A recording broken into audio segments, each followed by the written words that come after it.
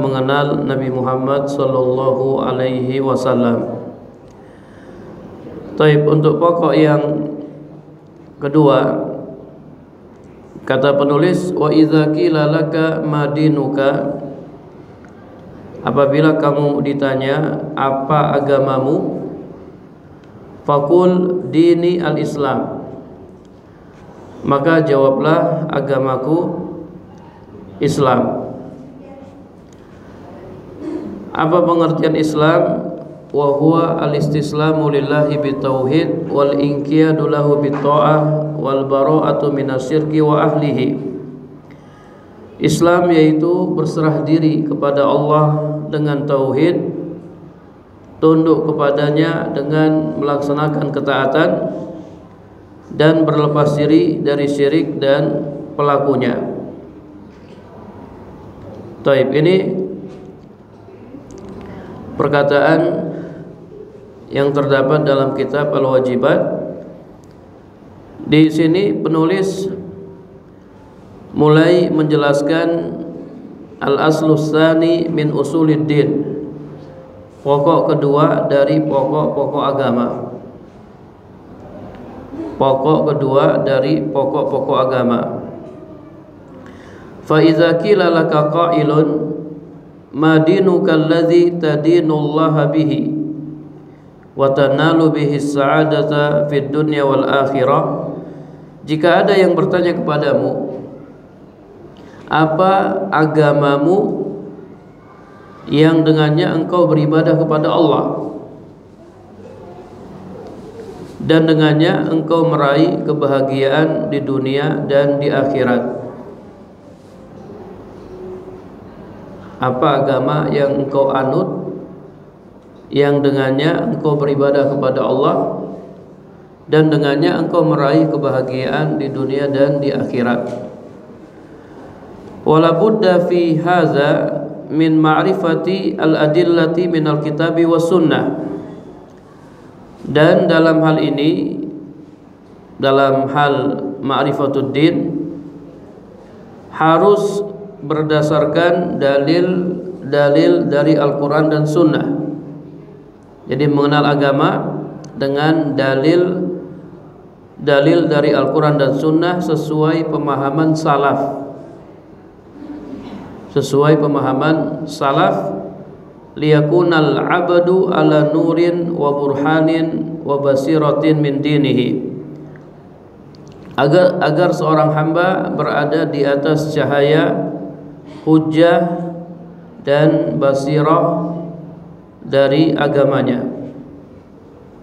Para jamaah yang dirahmati Allah Subhanahu wa taala, jadi ma'rifatuddin al-Islam bil adillah, mengenal agama Islam dengan dalil-dalil dari Al-Quran dan Sunnah sesuai pemahaman salafus saleh. Jadi harus ada tambahan sesuai pemahaman salafus saleh. Inilah cara mengenal agama Islam yang benar. Mengenal agama berdasarkan Al-Quran dan Sunnah sesuai pemahaman salafus saleh.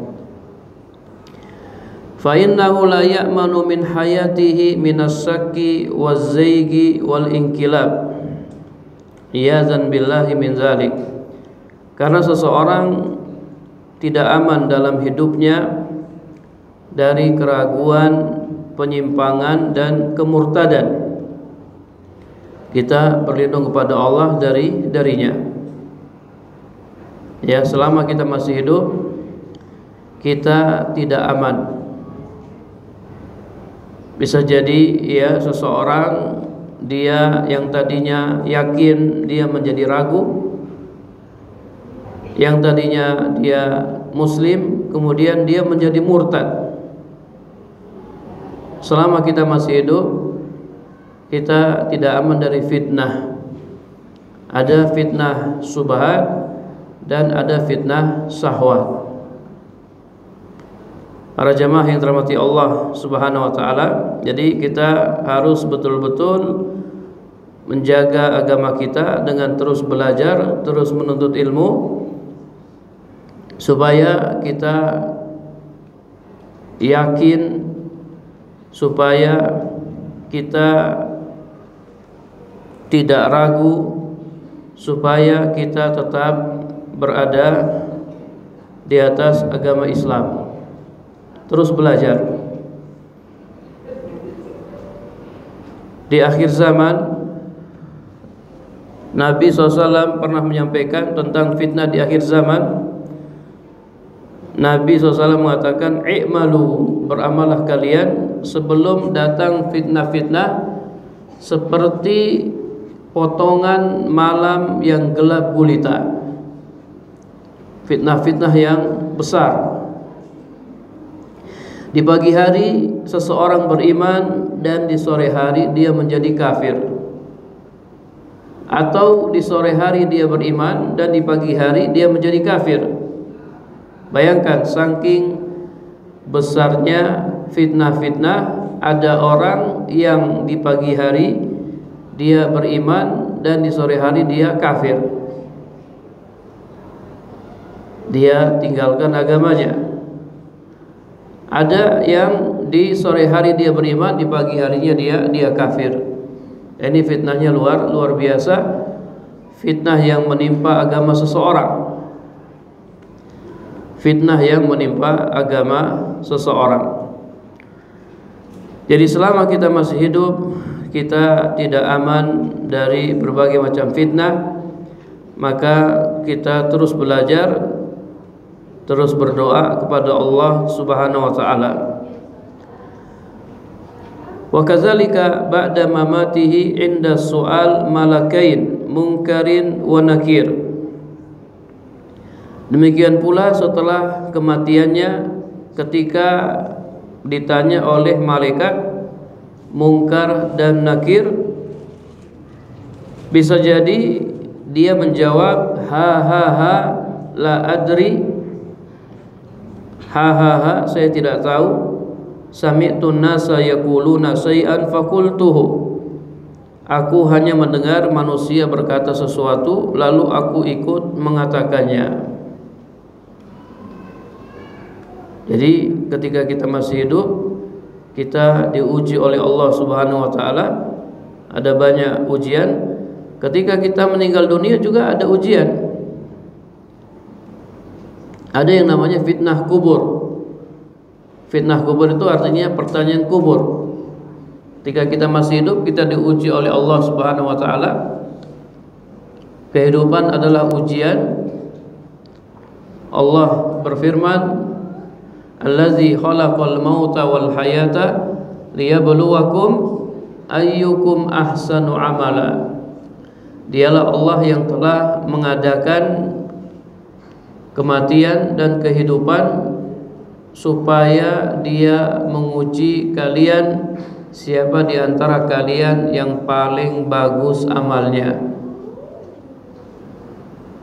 Allazi khalaqal mauta wal hayata. Allah yang mengadakan kematian dan kehidupan. Yang tadinya kita tidak ada, kemudian Allah adakan kita. Allah ciptakan kita. Apa tujuannya? Tujuannya liyabluwakum ayyukum ahsanu amala. Supaya Allah menguji kalian siapa di antara kalian yang paling bagus amalnya. Jadi hidup ini ujian. Hidup penuh dengan ujian. Dan nanti ketika kita sudah meninggal dunia, kita juga diuji oleh Allah Subhanahu wa taala. Diuji dengan pertanyaan kubur. Bisa jadi kita benar jawabannya dan bisa jadi kita salah jawabannya. Karena ketika Nabi SAW menyampaikan tentang pertanyaan kubur, ada orang-orang yang bisa menjawabnya dan ada orang-orang yang tidak bisa menjawabnya. Ada orang-orang yang ketika ditanya, dia mengatakan ha ha ha la adri, saya tidak tahu. Sami'tun nasa yaquluna syai'an faqultu, saya mendengar manusia mengatakan sesuatu lalu saya mengatakannya. Siapa di sini? Mereka di sini adalah al-munafiqun, orang-orang munafik. yang mereka mengucapkan la ilaha illallah, tapi mereka tidak meyakininya. Lisan mereka mengaku beriman, tapi hati mereka kufur. Nifaq artinya menyembunyikan kekufuran dan menampakkan keislaman. Ini nifaq, menyembunyikan kekufuran dalam hatinya dan menampakkan keislaman dengan lisannya. Orang munafik beriman atau tidak beriman? Ibu-ibu, orang munafik beriman atau tidak beriman? Orang munafik tidak beriman. Mana dalilnya? Dalilnya surat Al-Baqarah. Allah Subhanahu wa taala berfirman, "Wa minan nasi may yaqulu amanna billahi wa bil yaumil akhir wa ma hum bimumin." Di antara manusia ada orang-orang yang mengatakan kami beriman kepada Allah dan hari akhir. Jadi mereka mengucapkan dua kalimat syahadat. Apa kata Allah? Wa ma hum bimumin. Mereka tidak beriman. Fi qulubihim maradun aw yukhadi'una Allah wallazina amanu. Mereka hanya tipu-tipu saja. Mereka hendak menipu Allah dan orang-orang yang beriman. Wa ma yakhda'una illa anfusahum wa ma yash'urun. Padahal tidaklah mereka menipu kecuali diri mereka sendiri dan mereka tidak menyadarinya. Karena memang Allah tidak bisa ditipu. Yukhadi'un Allah, mereka hendak menipu Allah. Padahal Allah tidak bisa ditipu. Fi qulubihim maradun, dalam hati mereka ada penyakit. Penyakit keraguan, kebimbangan, kemunafikan. Dan pada akhirnya mereka disiksa. Walahum azabun alimun bima kanu yakzibun. Bagi mereka azab yang pedih disebabkan mereka berdusta. Jadi orang munafik tidak beriman, di akhirat mereka disiksa dengan siksaan yang pedih karena mereka berdusta. Apa siksaan yang Allah timpakan kepada orang-orang munafik? Innal munafiqina fi darkil asfali minan nar. Sesungguhnya orang-orang munafik berada di dasar neraka, di neraka yang paling bawah. Jadi orang-orang munafik tidak beriman. Dan orang-orang munafik ketika ditanya di alam kubur, mereka tidak bisa menjawab dengan jawaban yang benar. Dan setiap orang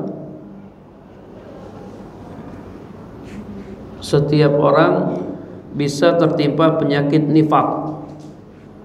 Ya, setiap orang bisa tertimpa penyakit nifaq. Awalnya apa? Orang kena nifaq itu ragu. Ya, ragu terhadap agama ini. Orang munafik itu ragu. Mereka tidak yakin. Makanya mereka mengucapkan la ilaha illallah tidak ikhlas. Tidak ikhlas. Dan mereka dusta bima kanu yakzibun, disebabkan mereka berdosa. Jadi perhatikan, nifaq itu ada 3 ciri. Yang pertama ragu, yang kedua tidak ikhlas, yang ketiga dusta.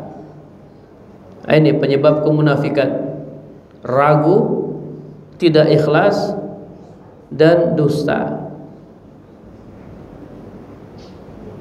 Dan 3 hal ini bisa saja menimpa seseorang.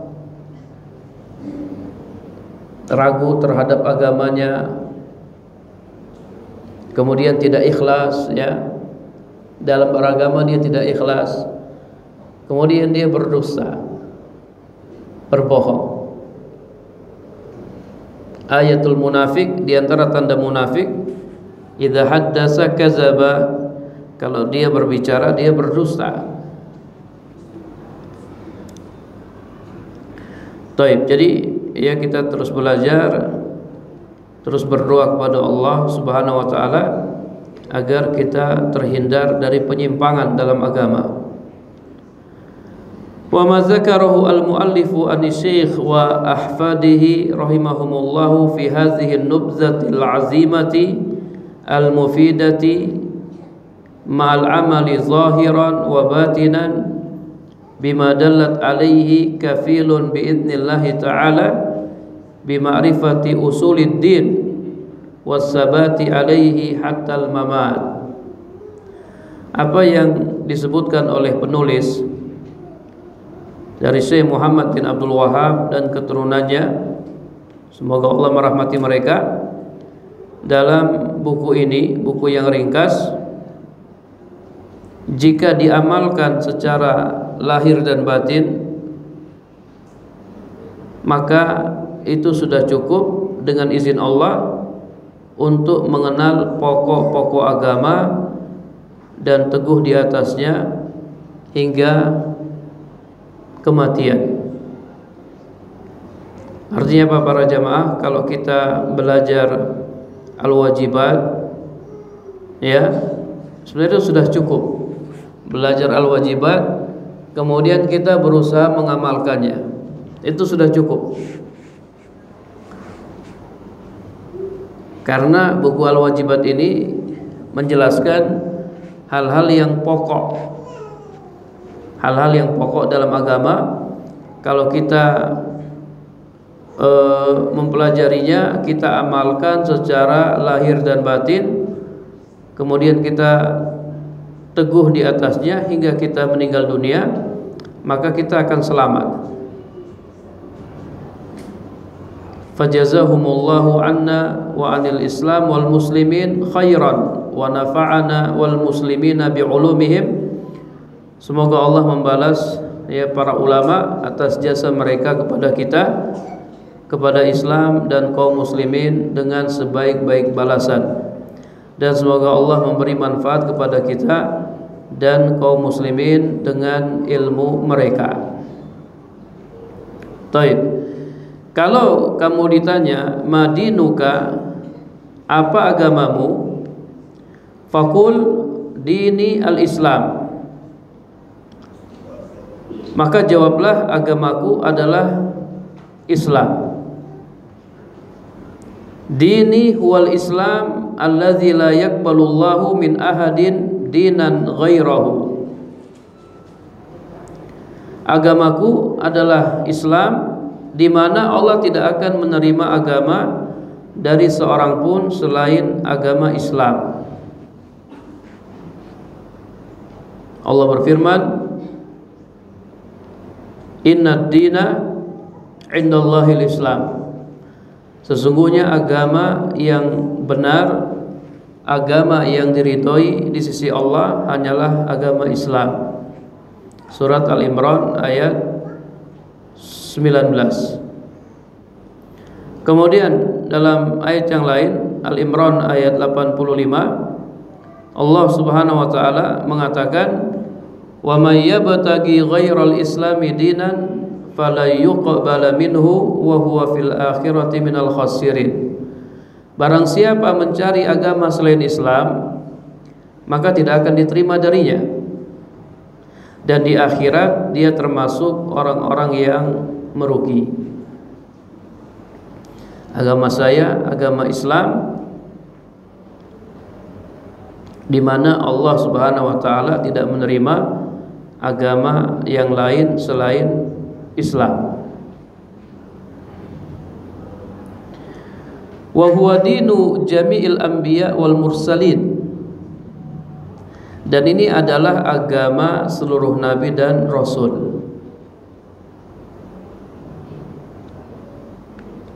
Fad-dinu wahidun wa huwa al-Islam.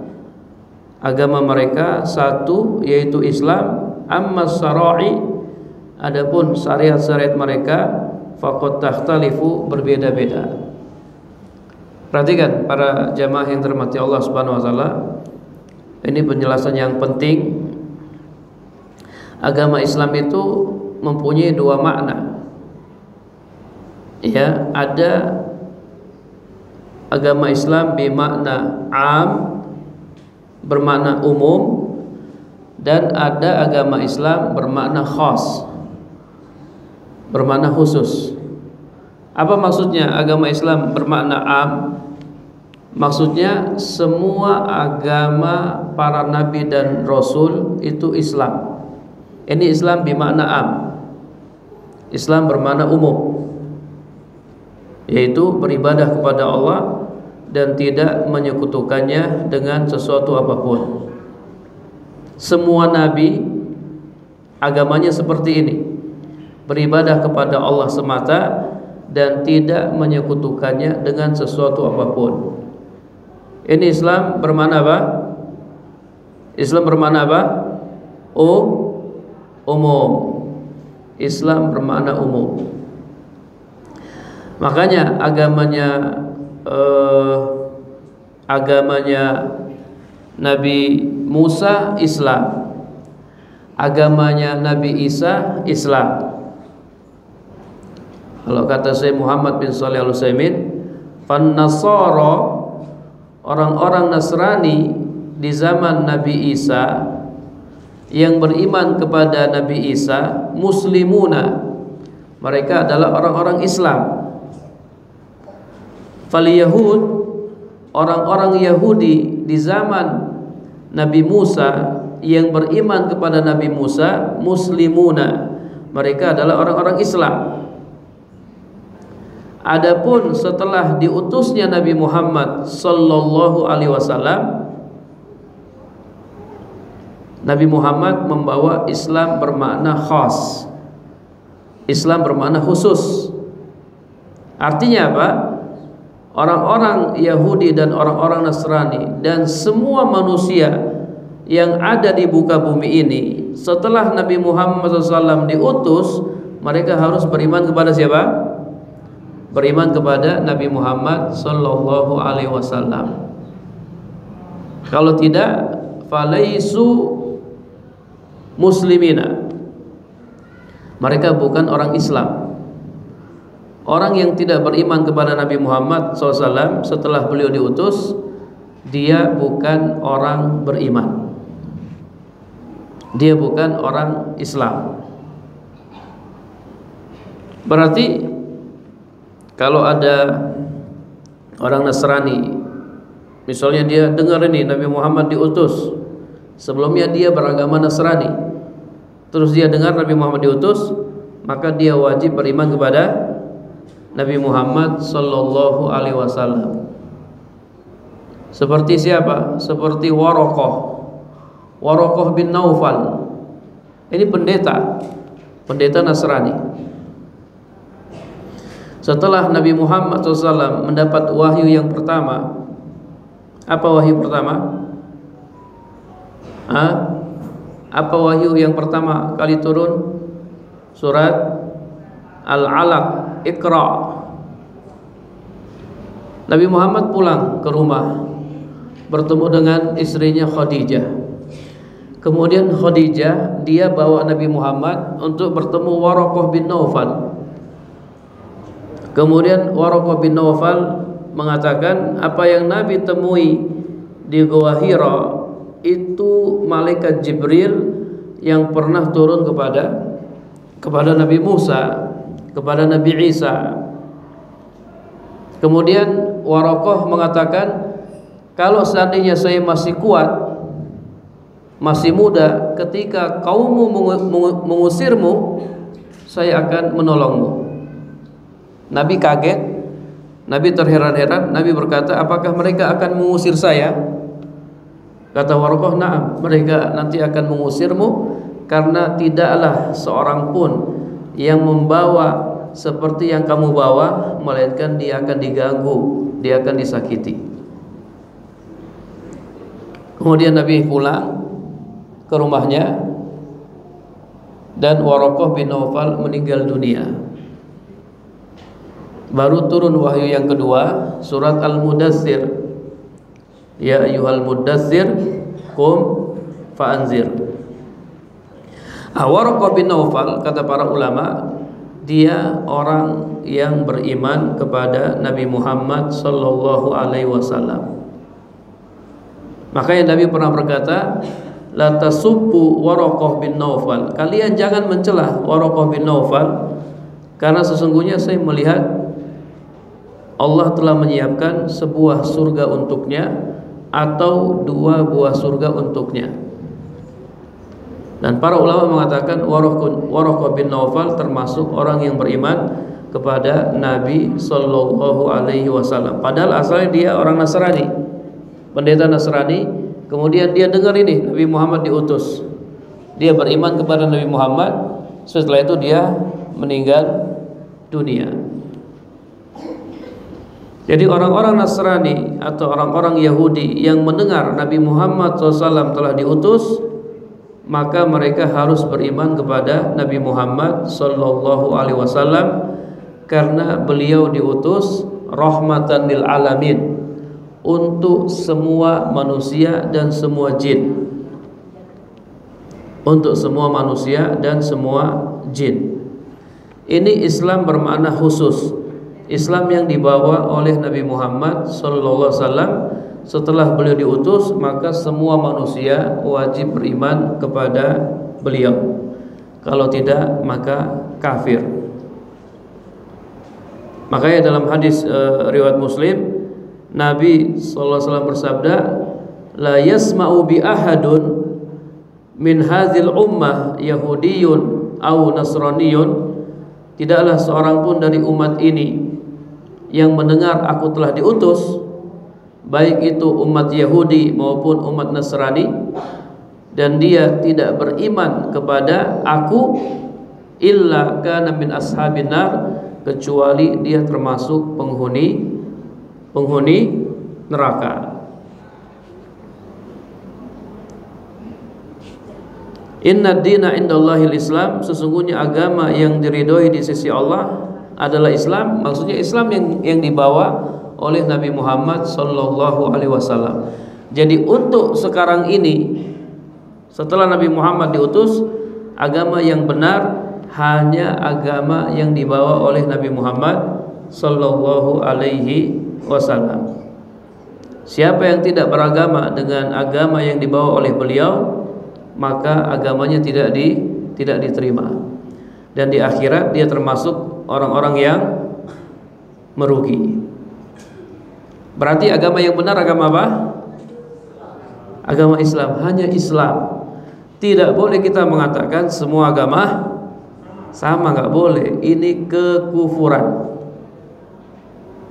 Ini kekufuran. Makanya kalau kita belajar nawaqidul Islam, pembatal-pembatal keislaman, di antara pembatal keislaman, malam yukaffir al-musyrikin au yasuku fi kufrihim au sohaha mazhabahu. Siapa yang tidak mengkafirkan orang-orang musyrik atau orang-orang kafir, atau dia ragu dengan kekafiran mereka, atau dia membenarkan ajaran agama mereka, fahuwa kafirun, maka dia kafir. Maka dia kafir. Jadi ada tiga macam di sini. Yang pertama, dia tidak mengkafirkan orang kafir. Ditanya, orang kafir kafir enggak? Mau orang kafir enggak kafir? Ya. Siapa yang mengatakan demikian, kafir dia telah keluar dari Islam. Yang kedua, dia ragu-ragu dengan kekafiran mereka. Orang kafir, orang yang tidak memeluk Islam, kafir enggak? Kafir atau tidak ya? Saya agak ragu. Bisa kafir dia, keluar dari Islam. Atau yang ketiga, yang lebih parah, dia membenarkan ajaran mereka. Dia membenarkan ajaran mereka, maka dia kafir. Ini termasuk nawaqidul Islam, pembatal keislaman. Ada enggak orang yang mengatakan semua agama sama? Ada enggak? Ada, banyak. Itu orang-orang liberal mengatakan semua agama sama. Katanya Jalannya aja yang beda, tapi tujuannya apa? Sama. Semuanya akan ke surga, cuman ada yang lewat sini, ada yang lewat sana, ada yang lewat ini, lewat tengah. Intinya semuanya akan sampai ke surga. Ini subhat mereka, benar atau salah? Bantahnya gimana bantahannya? Kalau mereka bilang enggak, jalannya aja yang beda, tapi intinya sama, semuanya akan ke surga.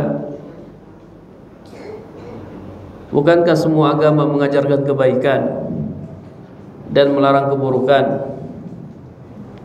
Gimana para jemaah? Kita katakan jalan ke surga hanya satu, nggak ada jalan yang lain.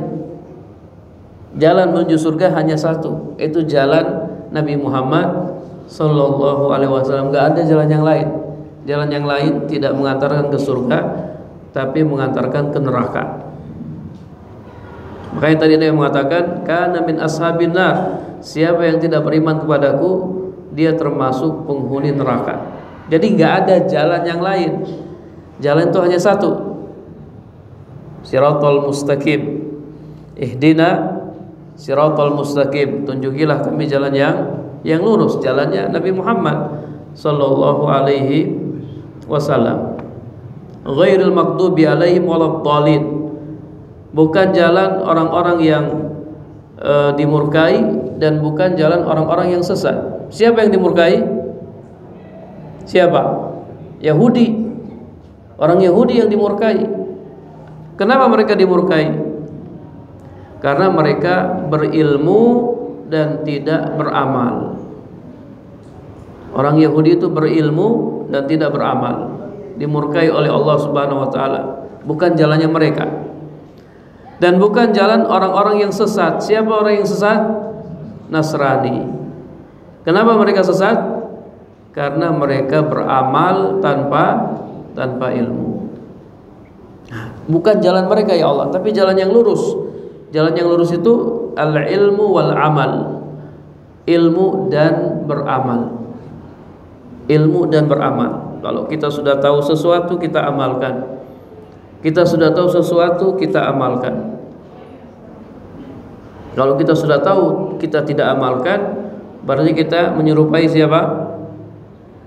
Sudah tahu tapi tidak diamalkan. Menyerupai siapa? Yahudi. Kalau kita beramal tanpa ilmu, kita menyerupai siapa? Nasrani. Makanya kata Syekh Shalih Fauzan ya, orang Islam itu kadang dia menyerupai Yahudi, kadang dia menyerupai Nasrani. Kadang dia sudah tahu nih tentang sesuatu, misalnya sesuatu ini tidak boleh dilakukan, hukumnya haram. Riba misalnya, riba haram, riba tidak boleh dilakukan. Dia malah lakukan riba. Berarti dia menyerupai Yahudi. Berilmu tapi dia tidak amalkan ilmunya. Kadang orang Islam itu menyerupai Nasrani, semangat beramal, tapi tanpa apa? Tanpa ilmu. Makanya kita diwajibkan berdoa dengan doa ini setiap hari 17 kali kita berdoa. Ihdinas siratal mustaqim, ihdinas siratal mustaqim 17 kali. Supaya kita tidak menyerupai mereka. Karena kita seperti itu, menyerupai Yahudi dan Nasrani. Bahkan dalam hadis, kalau mereka masuk lubang dop itu lubangnya itu ya berbelok-belok, sulit lah. Kalau mereka masuk lubang yang sulit, nah kita pun ikut masuk lubang yang sulit. Kita suka mengikuti mereka, padahal nggak boleh kita mengikuti mereka, menyerupai mereka. Man tasabbaha biqaumin fahuwa minhum. Barang siapa menyerupai suatu kaum, maka dia termasuk dari mereka. Dia termasuk dari mereka. Ya, jadi para jamaah yang dirahmati Allah Subhanahu wa taala, agama yang benar hanya agama yang dibawa oleh Nabi Muhammad sallallahu alaihi wasallam. Kalau kamu ditanya apa agamamu? Agama saya Islam. Agama saya Islam, agama yang dibawa oleh Nabi Muhammad sallallahu alaihi wasallam. dan hanya agama Islam agama yang hak. Adapun agama-agama yang lain semuanya batil. Semuanya batil. Ini harus kita yakini, harus kita imani. Para jemaah yang dirahmati Allah Subhanahu wa taala, kalau ada yang pingin nulis pertanyaan bisa langsung ditulis ya. Kayak kemarin ya, pertanyaan bebas. Nanti kita akan jawab pertanyaan para jamaah. Silakan bisa ditulis, nanti bisa langsung dikirim ke depan. Baik, kemudian kata penulis di sini wad-dinu lahu salasu maratib. Agama memiliki 3 tingkatan. Wahia al-Islam wal iman wal ihsan, yaitu Islam, iman dan ihsan. Agama memiliki tingkatan Islam, iman dan ihsan. Wa kullu martabatin laha arkan, dan setiap tingkatan memiliki rukun. Sebagaimana tidak samar bagi orang-orang yang beriman. Tentang tingkatan agama disebutkan dalam hadis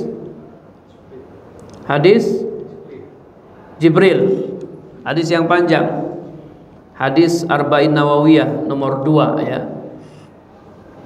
Ketika malaikat Jibril datang kemudian bertanya kepada Nabi sallallahu alaihi wasallam. Yang pertama tentang apa? Islam. Akhbirni anil Islam. Terus akhbirni anil iman. Terus akhbirni anil ihsan. Ini namanya maratibuddin, tingkatan-tingkatan agama. Ada Islam, iman dan ihsan. Setiap tingkatan mempunyai rukun. Islam punya rukun, iman juga punya rukun, ihsan juga punya rukun. Rukun Islam ada berapa?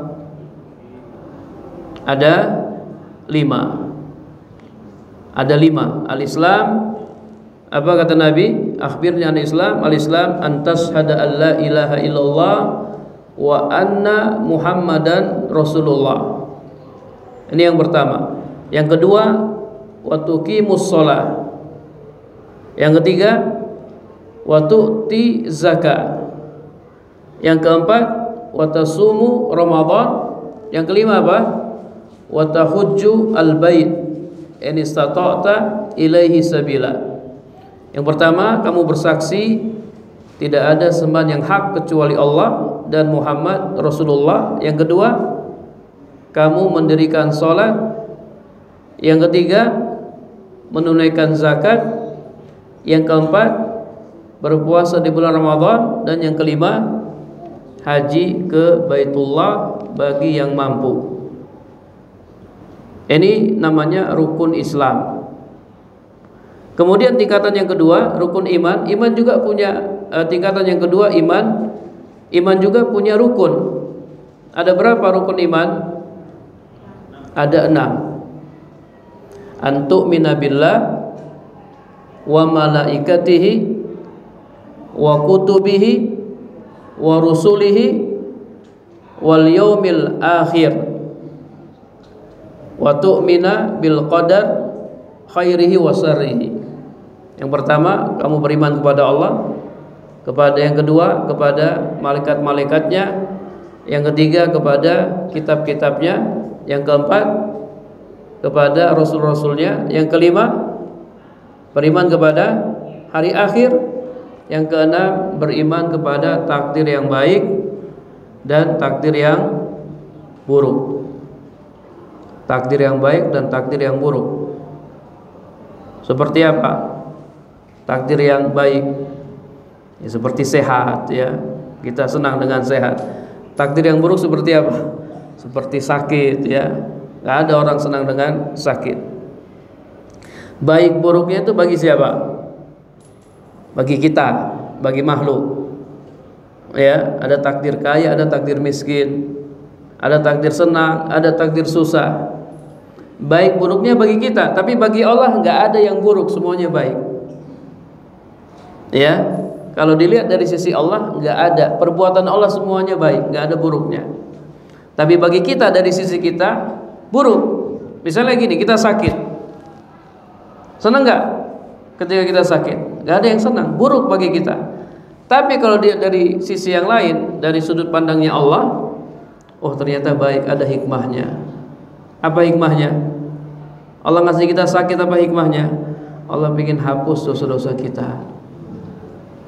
Allah ingin angkat derajat kita di sisinya kalau kita bersabar. Jadi dari sisi Allah semuanya baik, tapi bagi kita ada yang baik, ada yang buruk.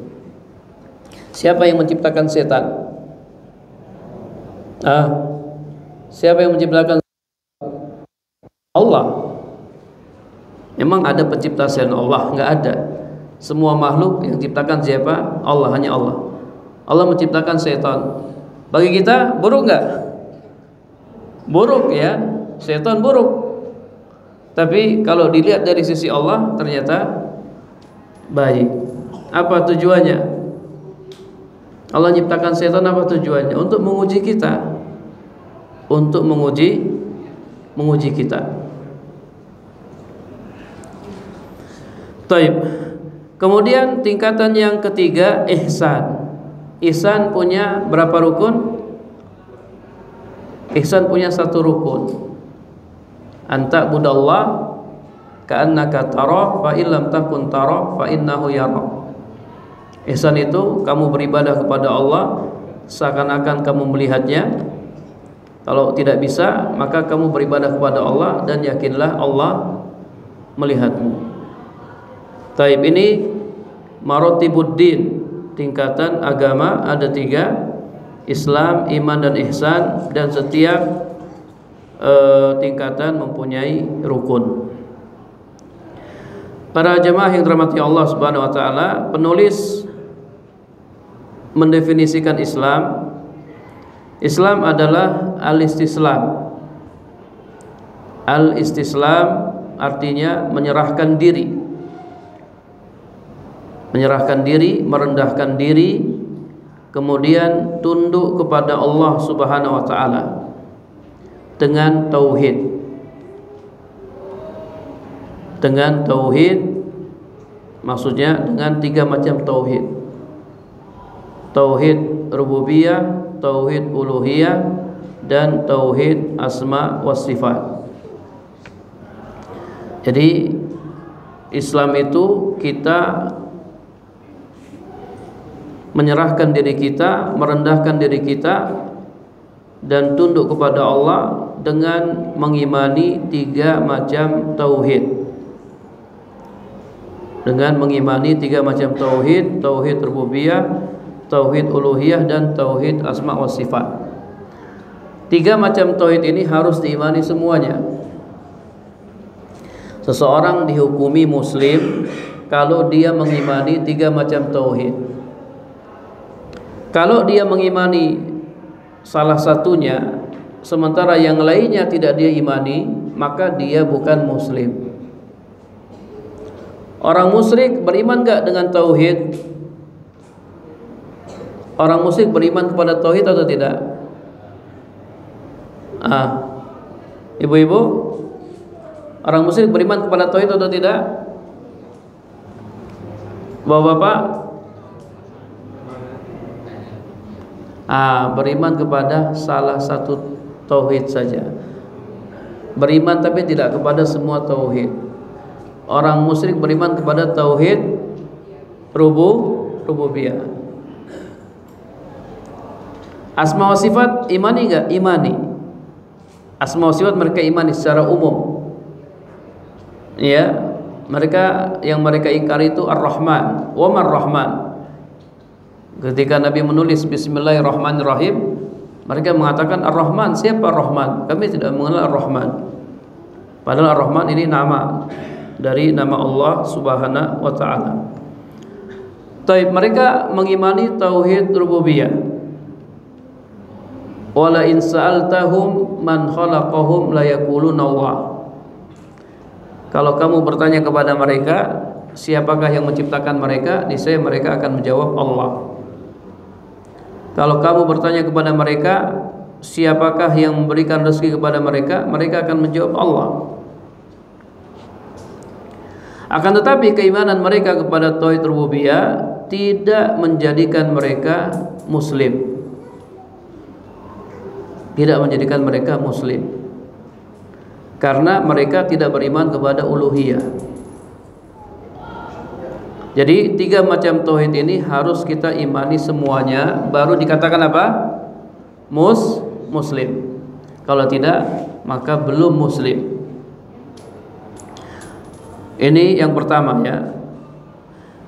Yang kedua, penulis mendefinisikan Islam dengan wal inqiyadu lahu bitta'ah, tunduk kepada Allah dengan melakukan ketaatan. Namanya Islam itu kita harus tunduk kepada Allah dengan melakukan ketaatan-ketaatan.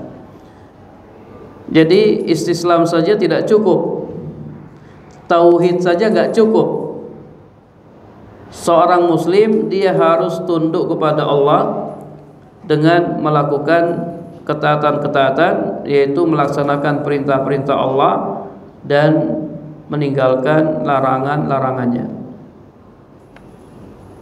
Sekarang gini para jamaah, kalau ada orang dia sudah bersyahadat, mengucapkan 2 kalimat syahadat, tapi dia tidak mau melaksanakan syariat Islam. Saya nggak mau sholat, saya nggak mau puasa, saya nggak mau zakat, saya nggak mau haji, saya nggak mau semuanya. Saya hanya syahadatain saja, udah. Yang lainnya saya nggak mau. Ini muslim atau kafir? Muslim atau kafir? Dia hanya syahadat toh, yang lainnya dia tidak mau lakukan. Orang seperti ini muslim atau kafir? Muslim atau kafir? Kafir. Kenapa kafir? Karena dia tidak inqiyad. Dia tidak tunduk dan patuh kepada Allah, melaksanakan perintah-perintahnya dan meninggalkan larangan-larangannya. Sekarang dia sudah tahu, dia sudah bersyahadat, yang berhak disembah siapa? Yang berhak disembah siapa? Allah. Ketika dia mengatakan la ilaha illallah, tidak ada sembahan yang berhak disembah kecuali Allah, dia sudah yakin yang berhak disembah itu Allah. Tapi dia tidak menyembah Allah, dia tidak sholat, dia tidak puasa, dia tidak zakat, dia tidak haji dan seterusnya. Dia nggak mau lakukan, dia tidak mau menyembah Allah. Percuma tauhidnya. Untuk apa dia mengakui Allah sesembahannya, kemudian dia tidak menyembah Allah?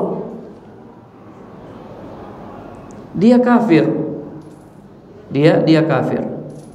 Ingat, la ilaha illallah itu punya 7 syarat. La ilaha illallah punya 7 syarat. Antum pernah belajar syarat-syarat la ilaha illallah? Yang pertama apa? Al-ilmu bimaknaha. Harus tahu maknanya. Apa makna la ilaha illallah? Yang kedua apa? Harus yakin. Yakin maknanya, enggak boleh ragu. Yang ketiga, ikhlas. Ikhlas dalam mengucapkannya, ikhlas dalam mengamalkannya. Yang keempat apa? As-sidqu, jujur. Ya, jujur, tidak boleh apa? Dusta. Yang kelima apa? Mahabbah, cinta. Yang keenam, al-inqiyad. Nah, ini syarat inqiyad itu tunduk kepada perintah-perintah Allah. Perintah Allah dia kerjakan, larangan Allah dia tinggalkan. Kemudian yang ketujuh, al-qabul. Dia menerima la ilaha illallah. Ini syarat-syarat la ilaha illallah yang harus dia penuhi. Kalau dia tidak penuhi salah satunya, maka la ilaha illallah yang dia ucapkan tidak sah. Yang namanya syarat harus dipenuhi semuanya. Misalnya ya, kita contohkan syarat sahnya sholat. Apa syarat sahnya sholat? Di antaranya wudu, suci dari hadas besar dan hadas kecil. Kemudian menutup aurat. Ya, sholatnya nutup aurat. Kemudian Apalagi syarat sahnya wudu? Mengetahui masuk waktunya sholat. Ya, coba ini ada 3 syarat nih. Sekarang dia penuhi 2 syarat. Dia tutupi auratnya, dia wudu, ya. Tapi sholatnya sebelum tiba waktunya. Sholat zuhur jam 9. Sholatnya sah atau tidak sah? Tidak sah. Walaupun dia memenuhi syarat menutup aurat, dia penuhi syarat wudu, tapi dia sholat zuhurnya sebelum tiba waktunya. Sholat zuhurnya jam 9 pagi, ya nggak sah sholatnya. Atau dia sholat zuhurnya pas waktu zuhur, oke, dia penuhi syarat ini, dia tutup aurat, tapi dia tidak wudu, sholatnya sah atau tidak sah? Tidak sah. Atau dia penuhi, dia wudu, sholat pada waktunya, pas azan zuhur, dia sholat zuhur, tapi tidak menutup aurat, sah nggak? Nggak sah. Makanya syarat itu harus apa? Harus dipenuhi semuanya. Tidak boleh dia penuhi sebagiannya, sementara sebagian yang lain dia tidak penuhi, maka ibadahnya tidak sah. Demikian pula syarat la ilaha illallah itu harus dipenuhi semuanya. Dia harus inqiyad, tunduk kepada Allah dengan melakukan ketaatan-ketaatan. Ya, tunduk kepada Allah dengan melakukan ketaatan. Apa yang Allah perintahkan dia laksanakan, apa yang Allah larang dia tinggalkan. Kalau dia hanya la ilaha illallah saja, terus dia tidak mau tunduk kepada syariat Islam, tidak mau sholat, tidak mau puasa, tidak mau yang lainnya, tidak mau semuanya, hanya la ilaha illallah saja, maka dia kafir. La ilaha illallah yang diucapkan batal, tidak sah. Jadi Islam itu harus ada inqiyad, tunduk kepada Allah, patuh kepada Allah. Tidak ada Islam liberal, Islam bebas, nggak ada. Nggak ada orang Islam terus bebas, nggak. Islam itu harus tunduk dan patuh kepada aturan-aturan Allah Subhanahu Wa Taala. Al-istislamu lillahi bitauhid wal inqiyadu lahu bitta'ah wal bara'atu minasyirki wa ahlihi. Taib yang ketiga, wal bara'atu minasyirki wa ahlihi, berlepas diri dari syirik dan pelakunya, orang-orang musyrik. Berarti orang Islam itu dia tadi bertauhid, kemudian tunduk kepada Allah, melaksanakan perintah-perintahnya. Apakah 2 ini sudah cukup? Ternyata belum cukup. Masih ada satu lagi. Dia harus berlepas diri dari kesyirikan dan orang-orang musyrik. Wajib alaihi syai'un akhar. Ya, kalau dia sudah bertauhid, dia sudah tunduk dan patuh kepada Allah, masih ada kewajiban yang lain, yaitu kewajiban berlepas diri, menjauh dari syirik. Ya, berlepas diri dari syirik, baik syirik besar maupun syirik kecil. Jadi menjauhi kesyirikan, tidak boleh berbuat syirik. Kalau dia berbuat syirik, ya Islamnya batal. Ada orang bersyahadat, sholat, puasa, zakat dan seterusnya, dia berbuat syirik. Batal nggak Islamnya? Batal nggak Islamnya? Batal. Makanya Islam itu ya menjauhi syirik, nggak boleh berbuat syirik. Kalau dia berbuat syirik ya batal. Nawaqidul Islam, pembatal-pembatal keislaman, ada 10 ya. Nanti kita bahas, nanti kita pelajari. Pembatal Islam yang pertama syirik. Asyirku fi ibadatillah, syirik dalam beribadah kepada Allah. Jadi perhatikan para jamaah ini, Muslim, Islam itu ada 3 berarti. Yang pertama tadi bertauhid, yang kedua apa? Tunduk, patuh kepada Allah dengan melaksanakan perintah-perintahnya dan meninggalkan larangan-larangannya. Dan yang ketiga tadi apa? Berlepas diri dari syirik, harus menjauhi kesyirikan. Tidak boleh melakukan kesyirikan. Itu Islam. Dan syirik di sini kata penulis syirik besar maupun syirik kecil, semuanya dijauhi. Syirik besar dijauhi dan syirik kecil juga dijauhi. Dan juga berlepas diri dari pelakunya, dari orang-orang yang berbuat syirik, biizhar adawatihim wa bughdihim wa takfirihim wa adami musakanatihim wa muakalatihim wa adami tasabbuhi bihim fil aqwal wal a'mal, bala budda min tabarri min kulli khoslatin min khisalihim. Perhatikan, yang dimaksud dengan berlepas diri dari orang-orang musyrik yaitu dengan cara menampakkan permusuhan terhadap mereka. Katakan mereka musuh saya. Orang musyrik itu musuhnya siapa? Musuhnya Allah. Orang kafir itu musuhnya siapa? Musuhnya Allah. Kalau mereka musuhnya Allah, berarti mereka juga musuhnya siapa? Musuhnya orang-orang yang beriman. Iya enggak? Iya atau tidak? Orang kafir itu musuhnya Allah. La tattakhidhu aduwi wa aduwakum awliya. Jangan kalian jadikan musuhku dan musuh kalian sebagai wali-wali. Orang kafir itu musuhnya Allah. Kalau mereka musuhnya Allah, mereka juga musuhnya siapa? Ya musuhnya kita, orang-orang yang beriman kepada Allah. Saya memusuhi mereka karena mereka musuhnya Allah. Kalau mereka beriman, oh sudah bukan musuh lagi, udah teman. Jadi berteman karena Allah, bermusuhan karena Allah. Ini maksudnya al-wala wal bara. Kamu teman saya karena kamu beriman kepada Allah.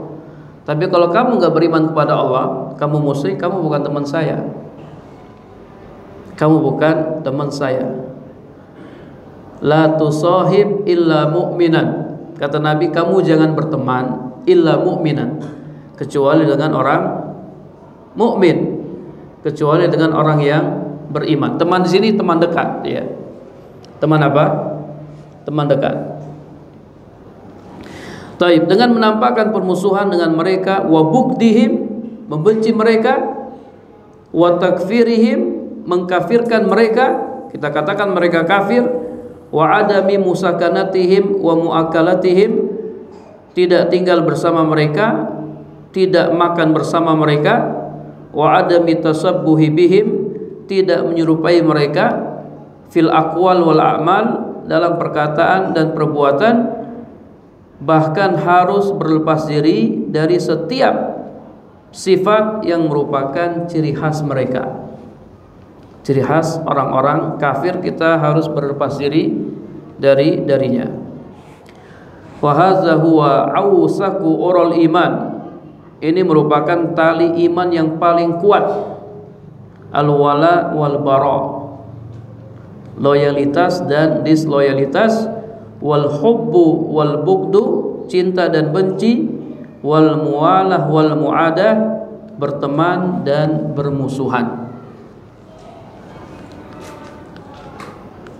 Ya, jangan sampai salah paham pembahasan ini, karena banyak orang salah paham. Mereka musuh kita. Apakah mereka musuh kita terus ketemu di jalan langsung kita pukul? Ustaz, berarti musuh kita Ustaz, berarti kita habisi saja mereka? Ya enggak, ya. Ini enggak sedang perang, ya. Ini sedang situasi aman, damai. Boleh enggak berbuat baik kepada orang kafir yang tidak memerangi kita? Boleh. Ya. Jadi kalau beda, tolong dibedakan antara wala dan berbuat baik. Kalau wala itu kita benarkan agama mereka, itu namanya wala, membenarkan ajaran agama mereka. Kalau berbuat baik tidak. Antum punya tetangga kafir, dia butuh bantuan, antum bantu enggak? Bantu, selama bukan masalah-masalah urusan agama kita bantu. Mau kemana Pak? Mau ke rumah sakit? Ayo saya antar, saya bantu. Dia sakit, kita antarkan dia ke rumah sakit. Tapi kalau dia bilang mau ke mana Pak? Mau ke gereja Pak. Oh saya tidak bisa ngantar ya, afwan. Ini sudah masuk masalah agama. Ada perlu apa? Oh genteng rumahnya bocor. Oke, kita bantu. Tapi kalau dia mau merayakan Natal, dia lagi bersih-bersih rumah, kita nggak boleh bantu. Jadi dipisah antara perkara dunia dan perkara apa? Agama. Tidak semua hal kita bantu. Kalau yang mereka lakukan kekufuran, kita nggak boleh bantu. Ya, tapi kalau mereka lakukan dalam hal-hal dunia, kita bantu. Dia mau ke pasar, ayo saya bantu. Kau butuh uang, kita pinjamin dia uang. Ya, jadi tolong dibedakan antara urusan agama dan urusan dunia. Bahkan Nabi nyuruh kalau kita masak, ya kasih pembantu tetangga kita yang kafir, perbanyak kuahnya, ya kita motong daging ngasih ke tetangga kita yang kafir, karena dia punya hak sebagai tetangga. Beda tetap berbuat baik, bukan berarti musuh terus terus kita habis, enggak ya, tidak demikian. Kita tetap berbuat baik kepada mereka, ya, karena dengan berbuat baik kepada mereka, siapa tahu itu menjadi menjadi pintu hidayah, ya, kepada mereka. Makanya ketika ada yang bertanya, Ustadz saya punya rekan kerja Ustadz, dia kafir, dia bukan muslim, dia sakit Ustadz, boleh nggak saya doakan supaya dia sembuh? Ya boleh saja. Ini masuk urusan dunia. Doakan supaya dia sembuh nggak apa-apa.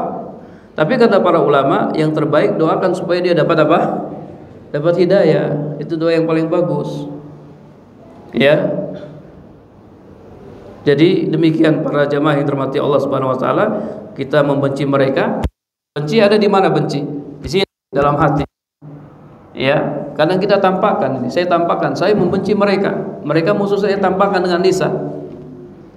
Ya, tapi di sisi lain saya tetap berbuat baik kepada mereka. Mereka enggak perangi kita. Mereka tidak memerangi kita. Jadi bedakan antara wala. Wala itu membenarkan agama mereka. Kalau berbuat baik tidak membenarkan agama mereka. Ya. Nah, banyak orang salah paham dengan pembahasan ini, dikira kalau kita mengatakan mereka musuh bahaya, nanti kita bisa habisi mereka. Enggak. Nabi tinggal bersama orang-orang Yahudi di Madinah. Nabi tidak perangi mereka. Ya. Tapi para jamaah yang dirahmati Allah Subhanahu wa taala, kemudian kalau antum baca ayat-ayat dan hadis-hadis yang memerintahkan memerangi orang-orang kafir, orang-orang musyrik, umirtu an uqatilan nas, misalnya hatta yashhadu alla ilaha illallah, aku diperintahkan memerangi manusia, ya. Uqtulul musyrikin, bunuhlah orang-orang musyrik. Itu orang-orang musyrik, orang-orang kafir yang memerangi kaum muslimin. Ya. Perintah membunuh orang kafir yang memerangi kaum muslimin. Kalau mereka tidak memerangi kaum muslimin, ya nggak boleh dibunuh. Makanya ada larangan membunuh kafir mu'ahad. Tidak boleh bunuh kafir mu'ahad, tidak boleh membunuh kafir zimmi, nggak boleh membunuh kafir musta'man. Yang boleh dibunuh kafir harbi, orang kafir yang memerangi kaum muslimin. Siapa yang membunuh orang kafir mu'ahad, orang kafir yang melakukan perjanjian damai dengan kaum muslimin, dia tidak akan mencium bau surga. Bayangkan, ancamannya sampai seperti itu. Tidak boleh membunuh orang kafir yang tidak memerangi kaum muslimin. Siapa yang membunuhnya, maka dia tidak akan mencium bau surga. Ya, jadi kita kalau ngajinya benar, kita nggak bakalan jadi apa? Nggak bakalan jadi teroris, nggak bakalan jadi radikal. Ya, Islam itu masya Allah. Islam itu rahmatan lil alamin. Kalau semut saja nggak boleh kita bunuh, ya para jamaah. Antum kalau digigit sama semut, ya yang antum boleh bunuh itu semut yang gigit. Jangan antum digigit satu semut, antum habisi satu kampung semut, ya nggak boleh. Bunuh semutnya nggak boleh, apalagi bunuh manusia, ya, apalagi bunuh manusia. Jadi ini harap diperhatikan. Taib. Jadi al-wala wal bara ini merupakan ausaku ural iman, tali iman yang sangat kuat. Itu ada pertanyaan, Pak? Pak Nabi? Ini loh, Pak.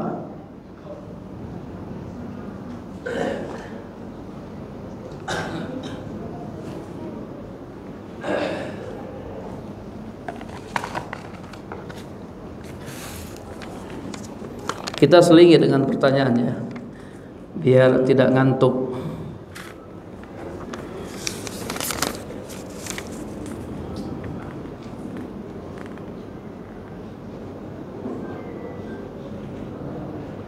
Ustaz, ketika kita ini para wanita di dalam masjid, azan sudah berkumandang tetapi belum iqamah, apakah kita boleh sholat duluan sendiri, Ustaz? Nah, kalau kita ada di masjid ya kita sholat bersama jamaah masjid. Kita tidak sholat duluan, ya, nunggu sampai qoma, kemudian kita sholat bersama imam masjid. Ya, karena kalau kita sholat duluan ini bisa menimbulkan apa? Bisa menimbulkan fitnah. Kalau ibu-ibu tidak mau sholat di masjid, ya udah pulang ke rumah, ya sholatnya di rumah. Ya, tapi kalau kita di masjid terus azan, maka kita ikut sholat bersama imam. Ikut sholat bersama imam. Nah, untuk laki-laki ini kalau sudah azan di masjid kita nggak boleh keluar kecuali ada uzur, misalnya wudunya batal, kita keluar untuk wudu atau kita pengen ke toilet. Kalau sudah azan nggak boleh keluar masjid. Pernah suatu ketika kata Abu Hurairah duduk dengan sahabat-sahabat yang lain, terus azan dikumandangkan, terus ada orang yang keluar dari masjid. Abu Hurairah dia pelototi orang itu, terus dia mengatakan amma haza faqad asa Abul Qasim.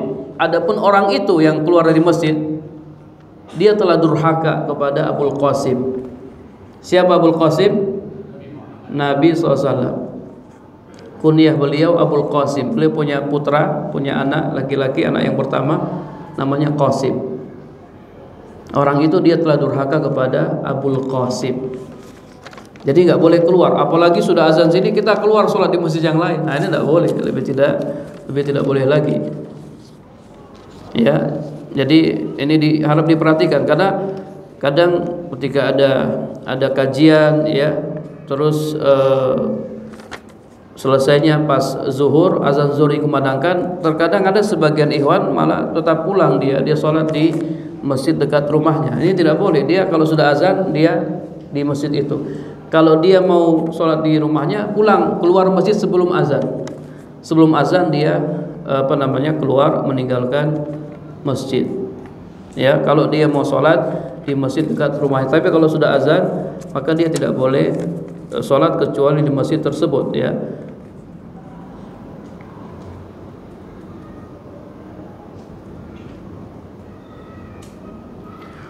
Ustaz, puasa sunnah Daud, apakah itu puasa sunnah yang terbaik? Dan puasa sunnah yang lainnya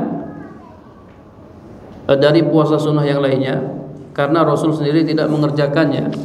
Nah, puasa Daud termasuk sunnah Rasul, ya, walaupun Rasul tidak mengerjakannya. Kenapa? Karena beliau menyampaikan dengan lisannya. Sunnah itu ada yang namanya perkataan Nabi, itu sunnah walaupun Nabi tidak lakukan. Nabi mengatakan, Nabi menganjurkan, itu sunnah berupa qaul. Ada berupa fi'il, berupa perbuatan Nabi kerjakan, yaitu sunnah walaupun Nabi tidak menyampaikannya. Nabi kerjakan, itu sunnah. Kemudian yang ketiga namanya takrir, persetujuan Nabi Sallallahu Alaihi Wasallam. Ini juga sunnah, ya. Jadi kalau Nabi menyampaikan sesuatu, Nabi menganjurkan sesuatu, itu juga sunnah Nabi. Itu juga sunnah Nabi, seperti puasa apa? Puasa Daud. Ya, seperti puasa Daud. Walaupun mungkin tidak ada riwayat, ya, kita katakan tidak ada riwayat, atau mungkin kita belum dapatkan riwayat yang menjelaskan Nabi mengerjakan puasa Daud, tapi dengan sabdanya, dengan qaulnya, Nabi menganjurkan puasa Daud. Ya, puasa yang paling dicintai oleh Allah adalah puasa Daud, yaitu sehari berpuasa dan sehari berbuka. Ya, semuanya utama, semua puasa itu utama. Ya, puasa Senin Kamis juga utama.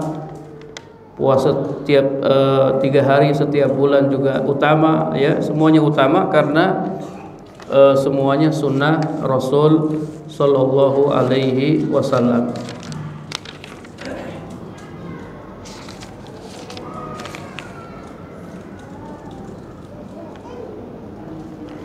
Ustadz, ana punya saudara terlibat pinjol yang semakin menjerat, walau dicicil ya bayar,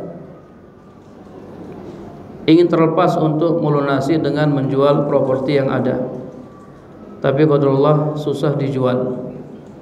Akhirnya saudara memutuskan pinjam dari bank syariah untuk melunasi pinjolnya. Bagaimana ini Ustaz? Mohon nasihatnya. Para jamaah yang dirahmati Allah Subhanahu wa taala, jadi orang yang meminjam uang ke bank atau ke siapapun yang ada ribanya, yang ada bunganya, maka dia tetap terhitung melakukan riba. Dia tetap terhitung mendukung riba. Ya, dan dua-duanya berdosa. Yang meminjami pihak banknya berdosa, yang meminjam juga berdosa. Bahkan dalam hadis semuanya dilaknat. Ya, yang meminjami pakai riba dilaknat, yang meminjam dengan riba juga dilaknat. Jadi semuanya berdosa. Semuanya berdosa. Sekarang di sini yang jadi permasalahan, apakah kondisinya ini sudah darurat, ya, sehingga dia larinya ke bank.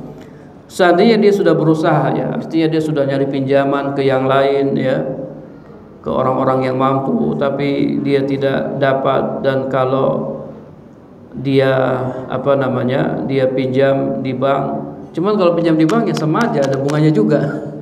Itu tidak. Ini gali lubang tutup lubang ini namanya, ya. Pinjam riba untuk bayar riba juga. Nanti untuk bayar yang di banknya kan, ya, jadi coba dia berusaha nyari nyari muhsinin, dalam artian ini orang ini karena dia punya utang, ya, maka dia termasuk orang yang berhak menerima zakat. Ya, termasuk orang yang berhak menerima zakat adalah orang yang berhutang.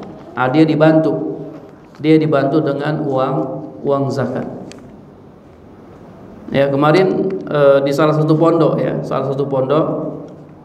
ada orang tua santri yang sama seperti ini, terlibat pinjol. Artinya orang tuanya datang ke pondok, minta bantuan ke pondok. Cerita dia, kalau saya tidak bayar bunganya semakin banyak dan saya tidak mampu untuk bayar. Tadi sama mau jual properti juga tidak laku-laku, minta bantuan ke pondok. Akhirnya pondok mengatakan, oke, kita akan bantu, kita akan carikan uang zakat buat antum karena antum berhak menerima zakat. Udah dicarikanlah uang zakat, alhamdulillah utangnya lunas. Tapi setelah itu nggak boleh lagi, ya. Setelah itu dia tidak boleh lagi meminjam pinjaman dengan riba. Jadi mungkin solusinya nyari uang zakat. Zakat itu hak orang-orang yang berhak menerimanya. Itu uang orang, ya. Antum kalau punya harta di rumah terus sudah mencapai nisab, sudah berjalan 1 tahun, maka zakat itu bukan uang antum, itu uangnya orang. Orang miskin boleh datang, dia minta, sini hak saya, sini ngasih hak saya, kasih saya zakat, itu hak saya, itu bukan hak kamu. Orang miskin bisa seperti itu, karena memang itu hak mereka, termasuk orang-orang yang berhutang. Ya, mereka juga berhak menerima zakat. Jadi saran anak jangan ke bank, ya, tapi coba dia cari lembaga-lembaga zakat, ya, kemudian dia minta zakat karena dia orang yang berhutang. Dia termasuk orang yang punya hutang. Wallahu a'lam bishawab. Ada yang ingin ditanyakan para jamaah, Bapak-bapak? Silakan kalau ada yang ingin ditanyakan.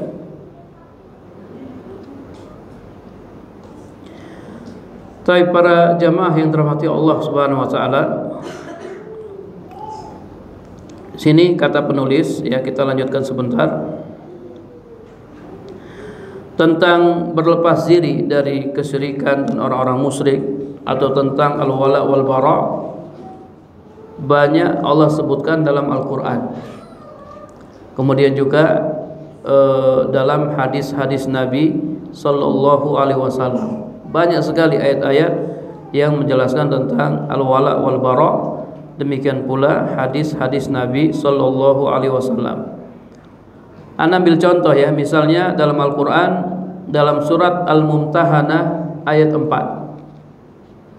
Al-Mumtahanah ayat 4, Allah Subhanahu wa taala berfirman, "Qad kanat lakum uswatun hasanatun fi Ibrahim walladzina ma'ahu id qalu liqaumihim inna bura'a'u minkum wa mimma ta'buduna min dunillah kafarna bikum wa bada bainana wa bainakumul adawatu wal baghdha'u abadan hatta tu'minu billahi wahdah." Artinya, sungguh telah ada suri tauladan yang baik bagi kalian pada diri Ibrahim dan orang-orang yang bersamanya, ketika mereka berkata kepada kaumnya, sesungguhnya kami berlepas diri dari kalian. Kami berlepas diri, kami bara', ya, dari kalian dan dari apa yang kalian sembah selain Allah. Kami ingkari kalian dan telah nyata antara kami dan kalian permusuhan. Telah nyata antara kami dan kalian permusuhan dan kebencian untuk selama-lamanya hingga kalian beriman kepada Allah semata. Nah, soal ini dilakukan oleh Nabi Ibrahim dan orang-orang yang bersamanya. Orang-orang yang bersamanya di sini siapa?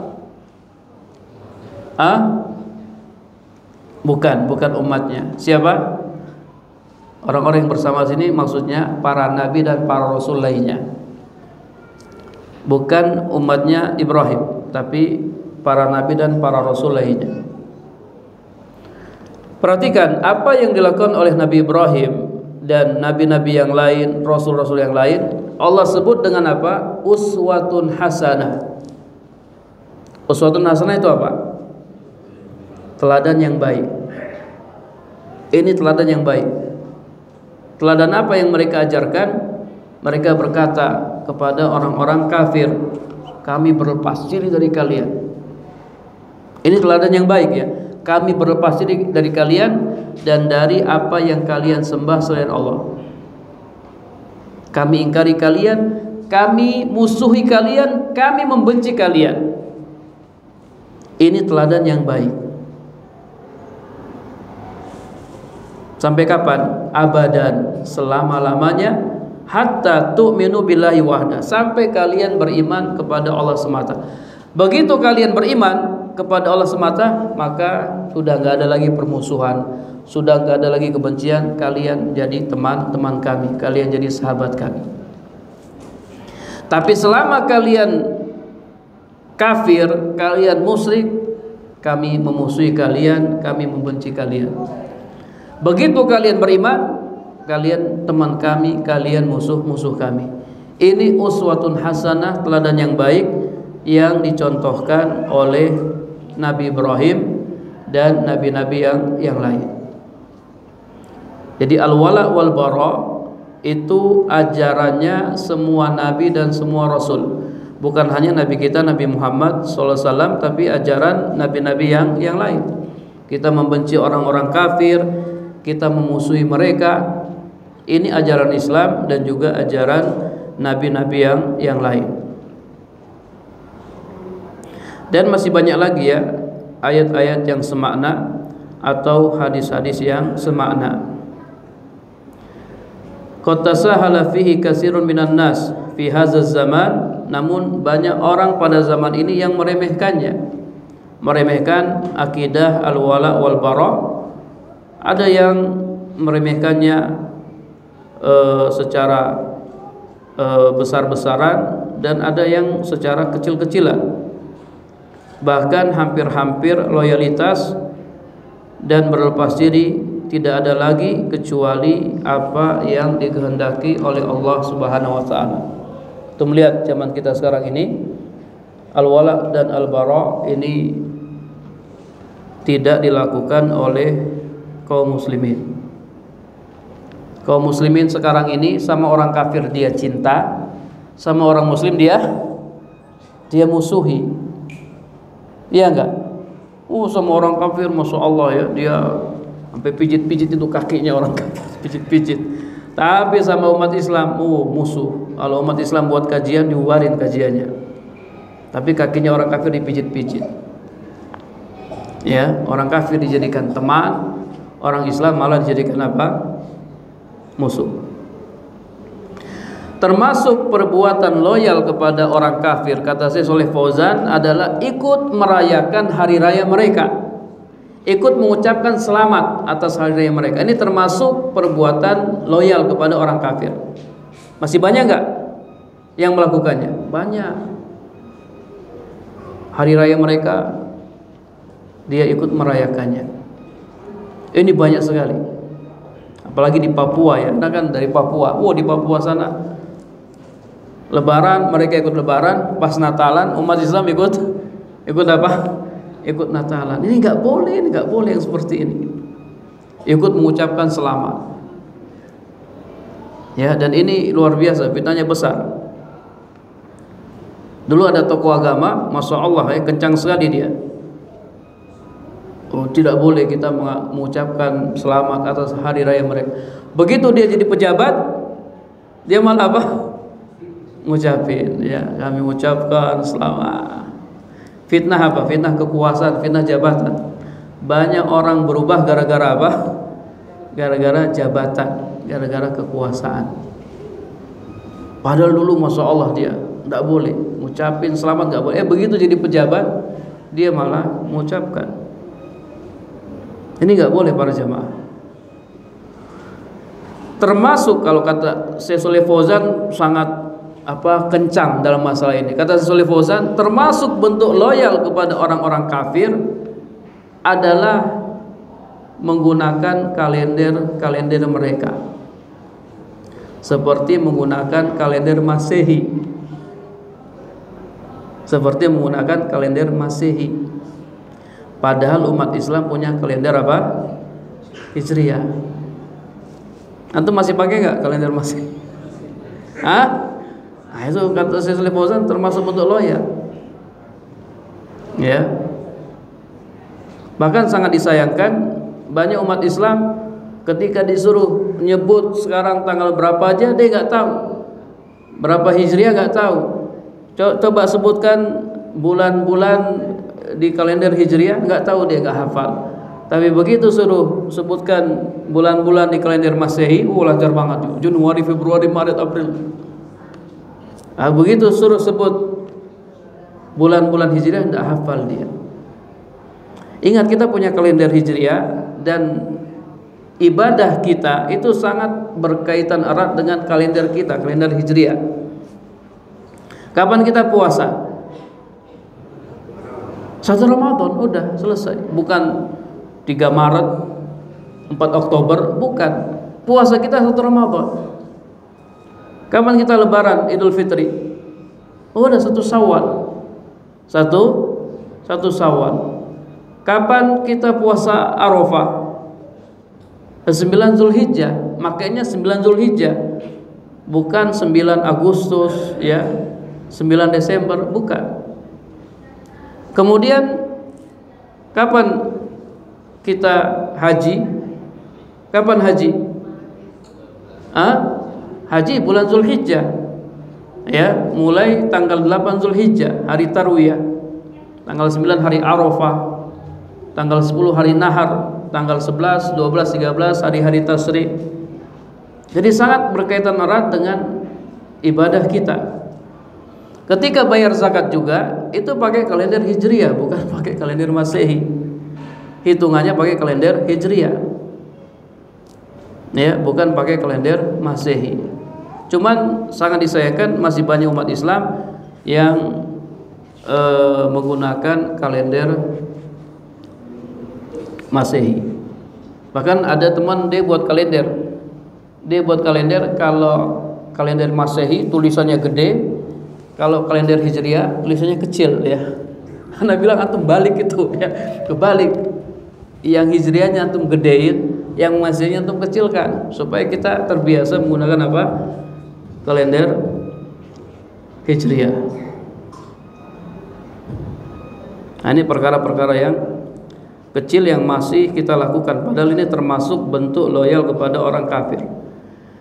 Kemudian kata Syekh Shalih Fauzan, termasuk bentuk loyal kepada orang kafir adalah memilih mereka sebagai pemimpin. Memilih orang-orang kafir sebagai pemimpin. Banyak nggak orang Islam yang membolehkan seperti ini? Masih banyak. Masih banyak orang Islam yang membolehkan, nggak apa-apa. Katanya yang penting lebih baik mana katanya? Orang kafir yang adil atau orang Islam yang tidak adil katanya. Pilih yang mana katanya? Ya kita pilih orang Islam yang adil lah. Ngapain pilih orang kafir yang adil? Orang kafir itu adil atau zalim? Orang kafir itu zalim dia. Gak ada orang kafir yang adil, gak ada. Orang kafir zalimnya kepada siapa? Ya kepada Allah. Inna syirka la zulmun azim. Sesungguhnya kesyirikan kepada Allah benar-benar kezaliman yang besar. Makanya orang kafir itu nggak ada yang adil. Orang kafir itu zalim, dia zalim kepada Allah. Dia zalim kepada Allah, dia melakukan kezaliman yang paling besar. Bagaimana bisa kita memilih dia sementara dia zalim kepada Allah? Dia kafir kepada Allah, dia menyekutukan Allah. Makanya nggak ada orang dibilang orang kafir yang adil itu nggak ada. Orang kafir itu zalim, ya zalim kepada Allah Subhanahu wa Ta'ala. Ya, dan lain-lain. Banyak sekali bentuk-bentuk loyal kepada orang kafir yang masih dilakukan oleh umat Islam. Dan ini bertentangan dengan ajaran agama Islam. Tapi para jamaah yang dirahmati Allah Subhanahu wa Ta'ala, ada pertanyaan?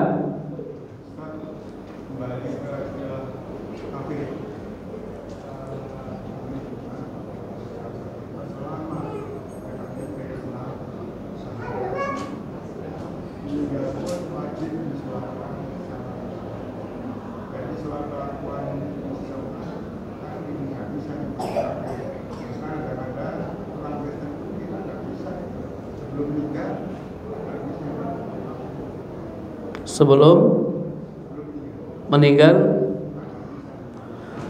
Nah, para jamaah yang dirahmati Allah Subhanahu wa Ta'ala, perkataan itu tidak benar. Ya, artinya orang kalau KTP-nya Islam berarti dia Islam sampai dia mati. Ketika dia mati, kita kuburin dia secara Islami dan seterusnya. Perkataan ini menafikan nawaqidul Islam, berarti nggak ada pembatal Islam, berarti nggak ada. Berarti orang yang sudah Islam nggak bakalan kafir, nggak bakalan murtad dia, kecuali dia pindah agama. Apalagi tadi yang kedua, selama dia masih hidup, walaupun dia orang kafir, kita nggak boleh ngatain dia kafir. Ini tidak benar yang seperti ini. Katakan dia kafir, katakan dia kafir. Yang tidak boleh itu kita pastikan dia masuk neraka. Ya, beda. Kita mengatakan orang kafir pasti di neraka. Benar, banyak dalilnya orang kafir pasti di neraka. Tapi si fulan yang kafir, dia pasti masuk neraka, nggak boleh, karena kita tidak tahu akhir hayat hidupnya, kita nggak tahu, bisa jadi di akhir hayatnya dia beriman. Tapi katakan dia kafir nggak apa-apa, karena memang dia tidak beragama Islam. Orang yang tidak beragama Islam dikatakan kafir, dikatakan kafir. Ya, jadi ada orang Islam di mata manusia, tapi dia tidak Islam di mata Allah Subhanahu wa taala. Dan yang seperti banyak. Di mata manusia Islam dia, di mata Allah dia enggak Islam. Di mana dia tidak sholat, kok bisa dibilang Islam dia tidak sholat? Dia berbuat syirik, masa kita hukumi dia Islam sementara dia berbuat syirik? Dia mengolok-ngolok agama, bayangkan, menistakan agama, ya, menghina jenggot, menghina cadar, menghina celana cingkrang. Ini termasuk nawaqidul Islam. Terus kita mengatakan dia apa? Muslim. Berarti nggak ada nawaqidul Islam, nggak ada pembatal-pembatal keislaman. Untuk apa para ulama membahas nawaqidul Islam kalau kenyataannya ternyata nggak ada? Kita nggak boleh mengkafirkan orang yang KTP-nya Islam, ya. Nah, syahadat juga. Nah, syahadat bisa batal. Tadi sudah kita jelaskan. Syahadat seseorang bisa batal.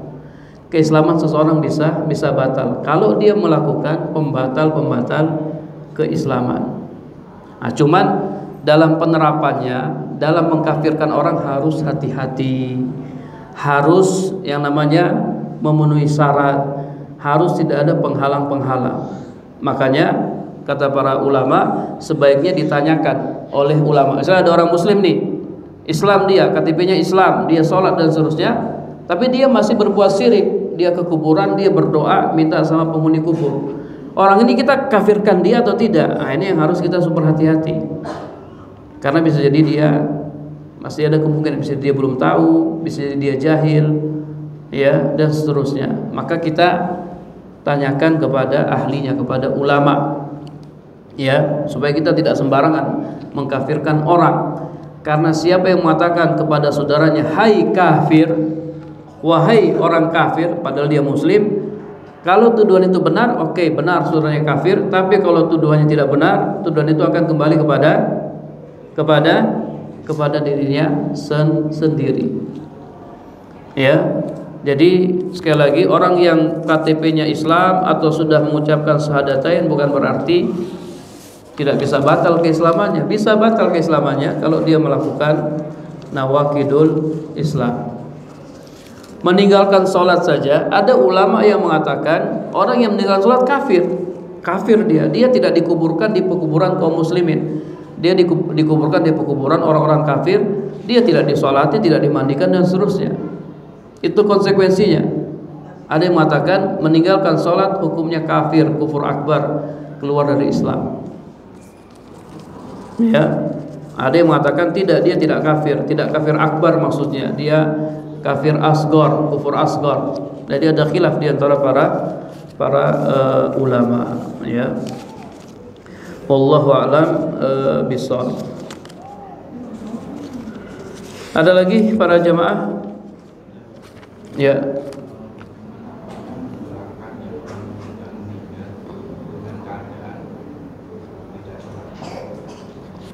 Nah, mendoakan bagaimana maksudnya?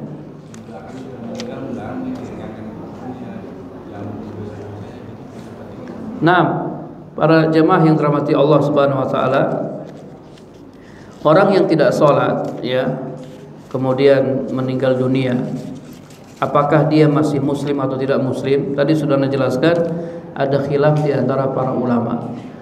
Bagi ulama yang berpendapat orang yang meninggalkan sholat hukumnya kafir, keluar dari Islam, ya, berarti sudah nggak boleh kita doakan dia. Ya, bagi orang yang mengikuti pendapat ini, kita sudah nggak boleh doakan dia karena dia meninggal dalam keadaan kafir. Tapi bagi pendapat lain, misalnya ada ulama yang mengatakan tidak, dia tidak kufur akbar tapi kufur asghar, dia masih muslim. Nah, bagi yang ikuti pendapat ini, berarti dia masih boleh mendoakannya, ya, minta dia diampuni, minta diringankan azab kubur dan seterusnya. Memang ada khilaf, dan konsekuensi dari hukum yang kita pilih tadi, konsekuensinya kalau dia kufur akbar, ya kita nggak boleh doakan. Tapi kalau dia kufur asghar, dalam artian kita mengikuti pendapat yang mengatakan kufur asghar, berarti kita masih boleh mendoakannya karena dia masih muslim, dia masih Islam. Ya, demikian. Dan ini ada khilaf di antara para ulama, dan khilafnya sangat kuat ya, khilafnya sangat kuat ya. Mudah-mudahan diampuni oleh Allah Subhanahu wa taala. Wallahu a'lam bishawab. Ada lagi para jemaah?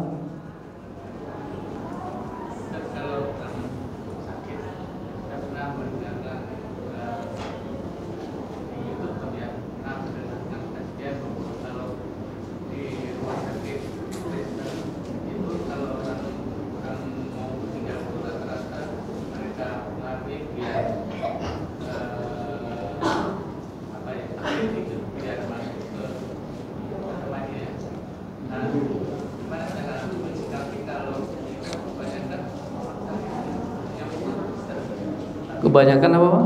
Kebanyakan kan sakit itu Kristen yang punya. Ya kalau benar seperti itu ya jangan jangan dimasukin di situ. Ngeri para jamaah ini di akhir-akhir hayat seseorang, bayangkan. Kalau kata Ustadz Syafiq itu ada rumah sakit yang kalau pasien bangun langsung lihat salib dia. Jadi memang sengaja dipasang di situ, dilihat oleh orang-orang sakit. Jadi ini sangat berbahaya.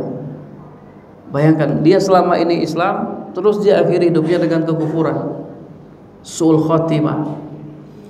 Dan syaitan itu dia akan menggunakan segala macam cara untuk mengkafirkan seseorang di akhir hayatnya. Karena itu kesempatan syaitan yang terakhir. Ya, ada hadis yang menyebutkan atau riwayat yang menyebutkan syaitan akan menggunakan berbagai macam cara untuk memurtadkan ini nih, orang yang sudah mau meninggal dunia. Karena itu kesempatan dia yang terakhir untuk menyesatkannya, untuk mengkafirkannya, menjadikan dia orang kafir. Dia akan menggunakan segala macam cara.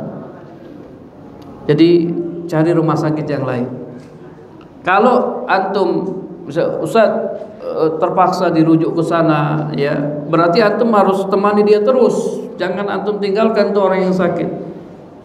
Ya, nemeni dia terus. Jangan dibiarkan sendiri, apalagi dibiarkan dia bersama orang-orang lain yang agamanya beda di akhir-akhir hayatnya.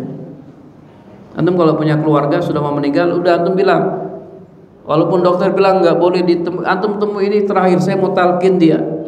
Ya, antum talqin, bisiki, walaupun dia nggak bisa ngomong, antum bisiki di telinganya la ilaha illallah. Ya, jangan kita tinggalkan dia, jangan kita biarkan dia meninggal tanpa kita talqin.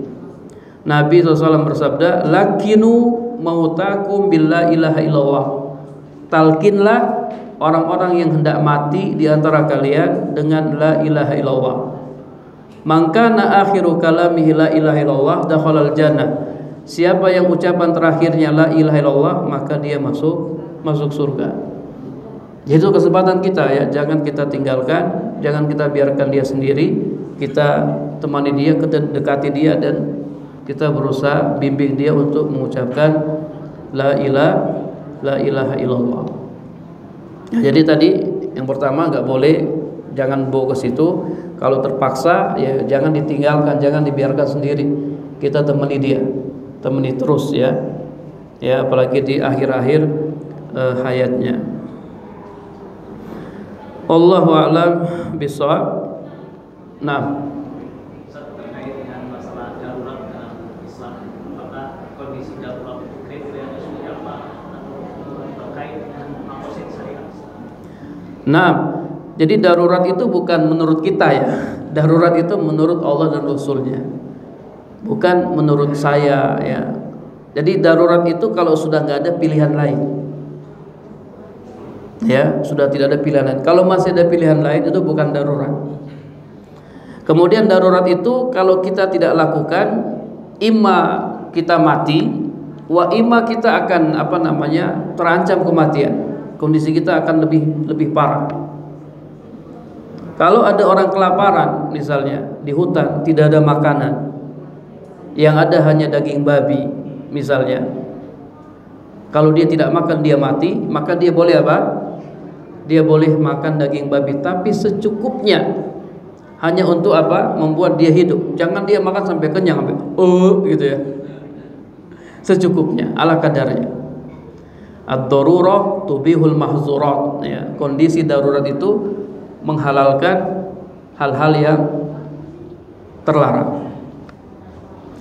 Kalau ada orang tenggelam, misalnya yang tenggelam perempuan, ya kalau ada perempuan yang bisa nyelamatin ya perempuan. Tapi kalau nggak ada perempuan, ya antum yang nyelamatin. Nggak apa-apa antum angkat dia, pegang dia, antum jangan bilang itu bukan mahram Ustaz ya, biarin dia tenggelam. Enggak, selamatin, tolong dia.